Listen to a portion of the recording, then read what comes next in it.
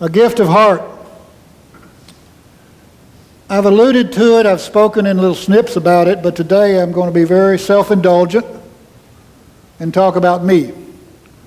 Well, some of you may say, well, you do that every Sunday, so what's different? Well, my theory on preaching is, you stand naked before the congregation, emotionally and spiritually, and you invite them to be naked too.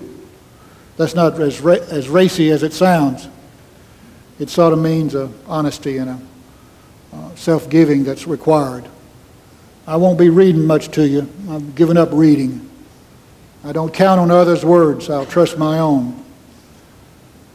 5 years ago today, Peggy and I were, about this time, we were on the 7th floor at Oster Hospital in the Mettering area on Jefferson Highway in New Orleans, Louisiana.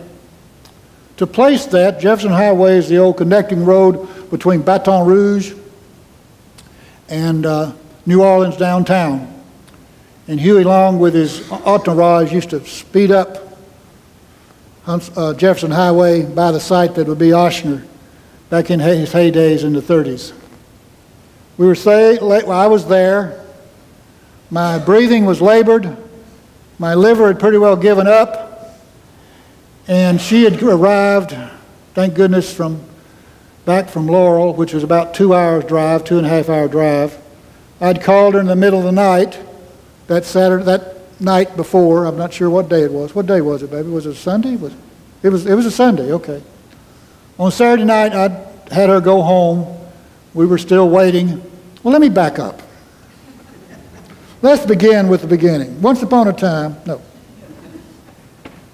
I had my first heart attack in Huntsville, Alabama when I was in 1993. So 1948 from 1993, what's that, 45, something like that? They put a stent in and I did rehab and went along my merry way. Well, by the end of my time in Huntsville, I'd been there 15 years, my last year was pretty rough. My health had gone down. Depression was an ongoing issue. I was just pushing hard. I didn't know it at the time, but my heart was finally giving up. Peggy and I got married January 2010 in Laurel, Mississippi, to a vast crowd of 200 plus. 400 plus showed up at the reception. You might say I went to her hometown. 6 of the guests were mine.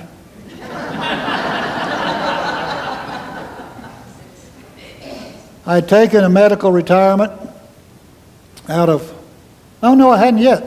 I was struggling to find out what I wanted to do and taking a part-time job with a little church there. In 6 months, I had a massive heart attack, and that started our journey. That would culminate on that June date weekend in New Orleans in 2010. 3 heart attacks, pacemaker, defibrillator, Katrina.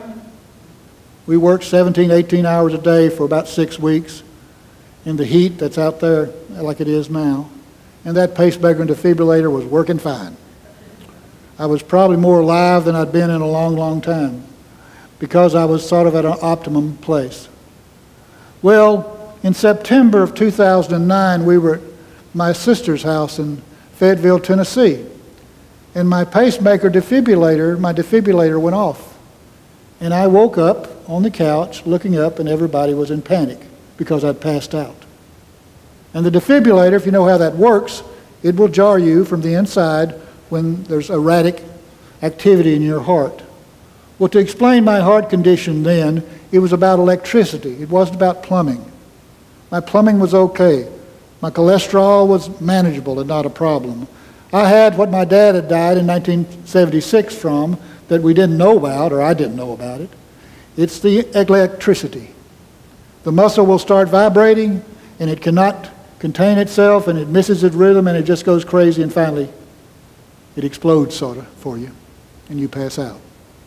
The pacemaker defibrillator will reboot it like a computer.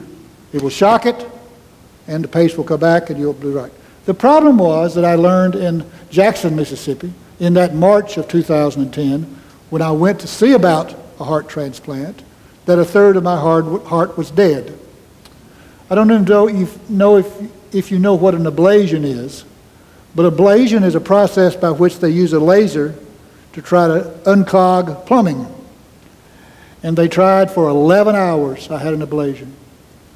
And looking back at that, I don't know how because I was under anesthesiology for 11 hours. And I had this cowboy who was doing good intentions, but he was trying to drill through my dead heart. A third of the heart was dead. That was March. By April, May, it had gotten worse. At one time, I did 14 shocks in 2 hours from that pacemaker defibrillator. And it's an interesting sensation, guys, because you're sitting there and you go, uh-oh, something's happening. It's nearly like, I think, just a flush. And sometimes it doesn't come, and sometimes it does. I actually was driving one time, and it kicked on for me. And I kept it on the road, which is amazing. Anyway, we're there, and in early June, we went to Ochsner to get qualified there. The good folks at the University Medical Center in Jackson, Mississippi, University of Mississippi, said, you're a sick puppy. There's a lot of sick folks in Mississippi. We only do about a dozen transplants a year on the heart. You're not going to have a chance here. We're not going to be able to find you a heart. You need to find another center and qualify too. So we went down to Ochsner in New Orleans because my cardiologist, Joseph Proley in Laurel, Mississippi, bless his heart, he had worked with me for most of those 9 years, and he had gotten me to that point. He knew the people there, and he sort of got me an inside slot. And on the second go-round of being qualified to be on the list for a heart transplant at Ochsner Medical Center, I went bad. My blood pressure bottomed out, and by goodness, this is what the grace was, the blessing was. I was their patient. So they didn't send me home, they kept me. Hector Ventura, an Argentina immigrant, has been at Ochsner Medical Center for about 30 years. For the last 15, he's been the head of the heart transplant. He's a flamboyant Argentinian, and he just has this flowing hair, and he sings at an Italian restaurant on the weekends, and he's just full of himself. He's just full of himself. And I'll tell you more about him as we go along here.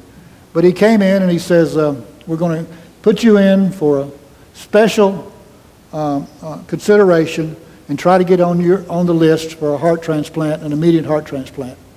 If we can qualify you, you will have a 15-day window to get a heart.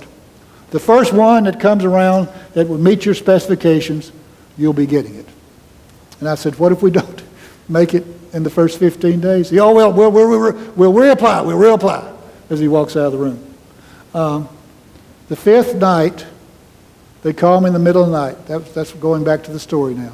Peggy had gone to Laurel that afternoon, and I was just laying in my bed. And the charge nurse and my nurse, second shift, came in and said, we've got a phone call for you, and we want you to take it now. And I said, okay. So I pick up my phone, and there's the assistant to my surgeon, my doctor there, Dr. Ventura, and says, we've got a heart for you. We'll be coming to get you in the morning and get you prepped.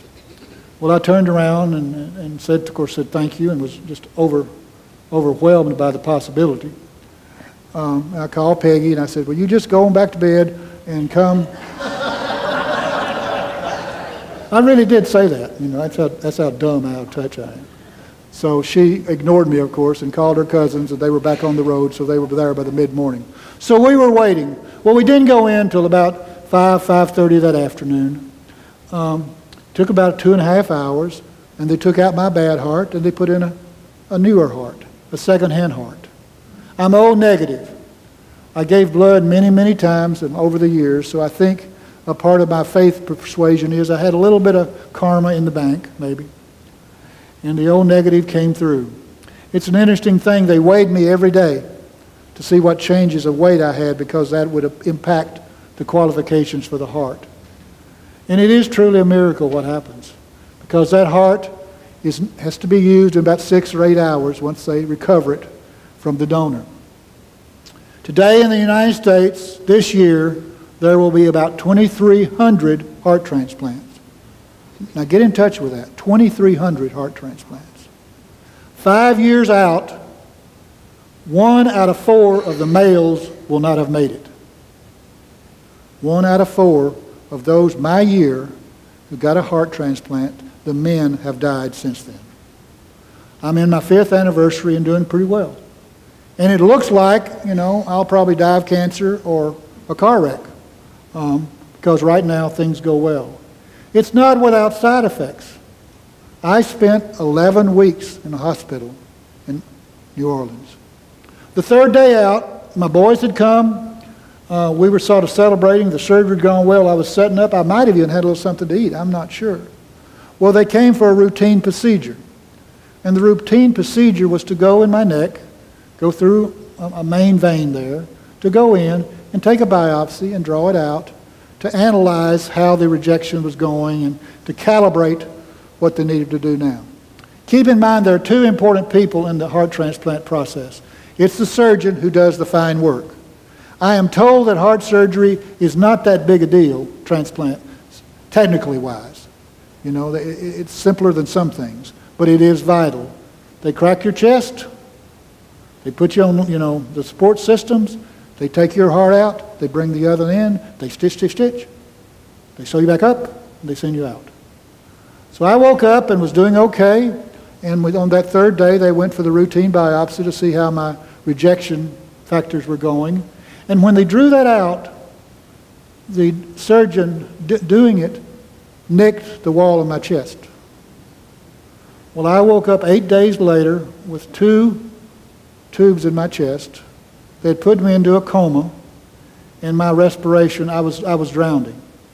And as I woke up, I remember the god-awful pain. I felt like I'd been beat with a bag of baseballs. Nothing didn't hurt. My eyes hurt. Nothing didn't hurt. Of course, that was from the anesthetic and all the medicine that was going on in me. But they had me in one of these beds, I guess that they do for that, and it had rollers under it. Have you ever been into one of those? I think a lot of folks might have seen them. So it's sort of like the chiropractor, the rolling back and forth. So I'm laying there and it just hurt. Oh, God, it hurt. I can feel it right now. But I slowly came out of it. The water got a lot pinker, less pink, and finally the fluid came back. And I remember at one time my oxygen level was 82% or something like that. I was struggling to build those lung capacity back up because basically I'd been drowning, and they put me under to try to save me through the drowning because they knew I couldn't do it if I was conscious. I was there. I was on the other side. I didn't know it. I don't buy much of these afterlife experience things. I didn't see it. I wasn't there. The only white bright light I saw was someone standing over me in a white lab coat saying, Mr. Mansfield, wake up. And I was back in the world of the living. And it would take another 10 weeks to come to some kind of grips with that. I lost 50 pounds. My pants literally fell off of me. I had to learn to walk again. I stayed in a fetal position for about a month. No wood could talk me out of it. I just wanted to give the heart back. I hurt too much. Didn't want to eat, didn't want to move, didn't want to see anybody. Peggy's learned how to deal with me, and she didn't fuss at me too much. But finally they brought in a Indian-American, Dr. Desai, a little brown-eyed woman who came to my rescue because she didn't try to browbeat me and she didn't try to shame me. She just said, Mr. Mansfield, you've got to do this. And she sort of stayed with me with that. Well, I slowly learned to walk again with the therapist. I moved around. I remember one time, it was a hardcore trainer. I couldn't get up off the bed. I'd stood up and then I had sort of fallen over. My strength wasn't such that I could not get up, and she wouldn't help me. She made me get up. Out of this day, I don't know how I got up, but I did. Heart transplant, I tell this as if I'm talking about somebody else, and I don't mean it that way. It was real and it was vital. I've got witnesses. It was dancing on the edge of life. Was I afraid? Of course I was afraid. Was I hopeful? Of course I was hopeful. Was I confident? No, I was not confident. I somewhere just gave over to the process. Now there are situations where 1 out of 10 people in surgery for this die. That's the stats. 1 out of 10 in surgery die. 5 years out, 3 of the 4 who had surgery that year are still alive. So it's a tricky business. The baby girl of an African-American family in Baton Rouge, Louisiana, went to remove a tumor from her thyroid. Her name was LaQuisha Mims. She was a praise singer. She had worked at secretarial work. She had been in Dallas for a while. She was the baby girl. And she never woke up from the surgery. Well, someone said, I think her parents told me, that one of the kids came up with the idea of donating LaQuisha's body. And they decided there that they would do that. And it just so happened that Doak Mansfield down at Ochsner in New Orleans was at the top of the list for an O negative. 250, 300 miles downriver. They got the heart there. Peggy is sure that other organs came from LaQuisha to help some other people who were waiting on transplants. And her gift and her family's gift made possible me talking to you today. Now, what does this have to do with anything except me sort of talking about myself? It means this, that grace is real in life. I did nothing to become a part of this very select sorority, fraternity, society. Heart transplant people are special. There are 3,500 of us a year.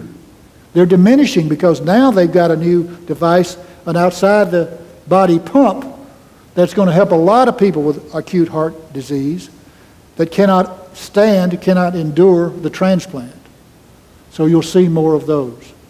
There is an abiding grace in life that touches some of us. Is there any rhyme and reason for that? Of course not. I didn't merit this. I'm just fortunate. None of us merit anything we get. Most of us are just fortunate. Look at the work. Remember the frog story this morning? Guess what the first successful heart transplant was? A Russian scientist in 1945 removed a heart from a frog and put it in another frog. And that frog lived. 1945. In the 1960s, research had gone so far. South Africa, Jackson, Mississippi, Los Angeles, all of these places that heart transplants were becoming possible. And Mary Shelley wrote about Frankenstein, 300 years ago? I'm a Frankenstein baby. I got LaQuisha's heart, strong, 32-year-old African-American heart, pumping right here. And she and I are privileged to be here. But not because we did anything. It's because of the sacrifice, the imagination, the creative response to the human beings for the dilemma of life.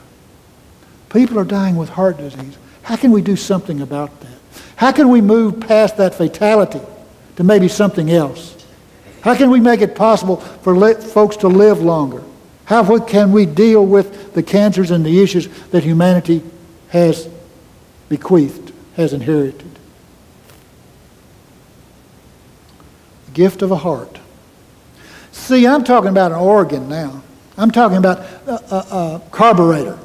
I'm talking about a functioning electrical organism that makes possible my activities as a human being.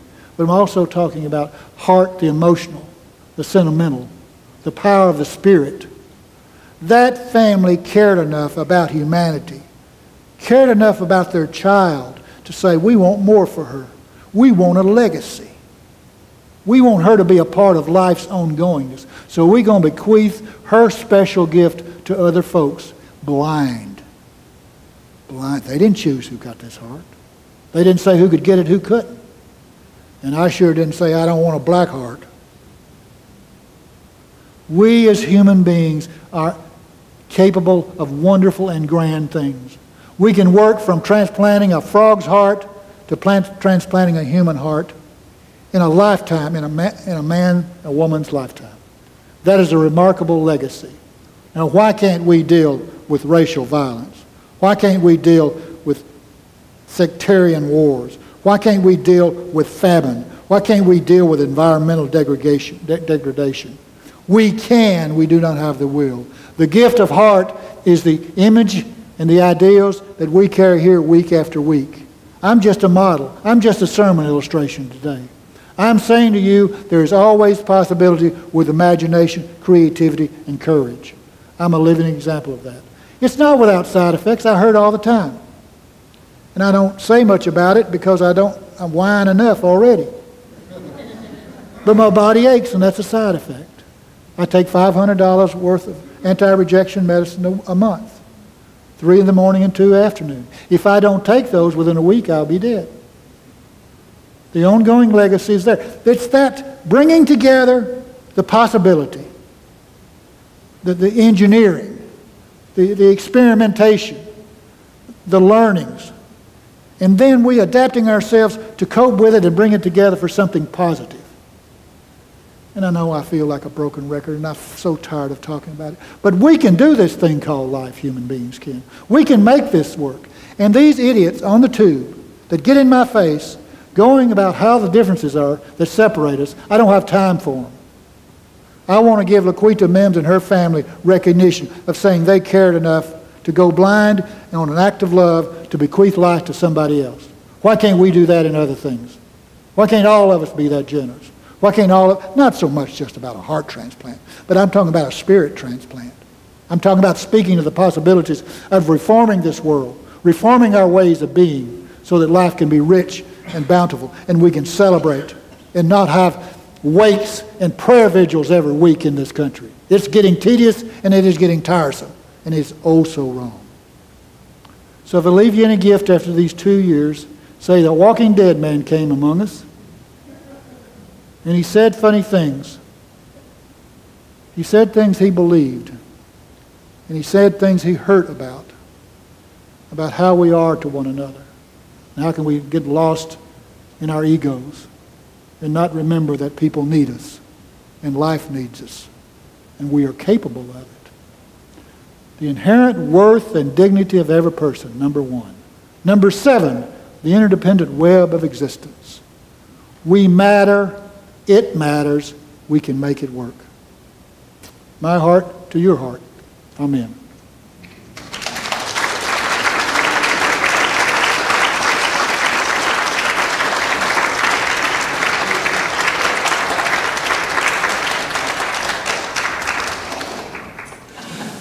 It is a matter of joy. It's a matter of thanksgiving. It's a matter of wonder that life has these things in it. But it has been my journey, and I've really been happy to share part of that with you. So go now in peace and in love. Stay around for the fellowship time. Let's enjoy one another's company. Be agents of good and reform. The world needs justice. It needs love. It needs us.